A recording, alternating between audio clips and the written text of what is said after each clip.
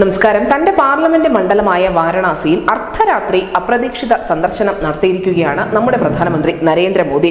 വ്യാഴാഴ്ച രാത്രിയിലാണ് ഗുജറാത്തിൽ നിന്നും നേരിട്ട് അദ്ദേഹം തന്റെ സ്വന്തം മണ്ഡലമായ വാരണാസിയിലേക്ക് എത്തുന്നത്.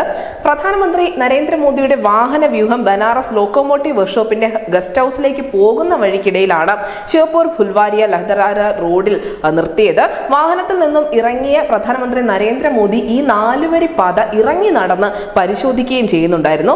അദ്ദേഹത്തിനൊപ്പം ഉത്തർപ്രദേശിന്റെ മുഖ്യമന്ത്രി യോഗി ആദിത്യനാഥും ഉണ്ടായിരുന്നു. കുറച്ചു നേരം റോഡിൽ ചുറ്റി നടന്ന് പരിശോധിച്ച ശേഷമാണ് പ്രധാനമന്ത്രി നരേന്ദ്രമോദി ഗസ്റ്റ് ഹൌസിലേക്ക് തിരികെ മടങ്ങിപ്പോയത്.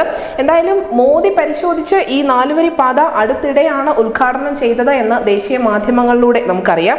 നഗരത്തിന്റെ തെക്ക് ഭാഗത്ത് താമസിക്കുന്ന ജനങ്ങൾക്ക് വളരെ അധികം ഉപകാരപ്രദമാണ് ഈ പുതിയ 4 വരി പാത എന്ന് പ്രധാനമന്ത്രി നരേന്ദ്രമോദി അദ്ദേഹത്തിന്റെ എക്സ് അക്കൗണ്ടിൽ കുറിക്കുകയും ചെയ്തിരുന്നു.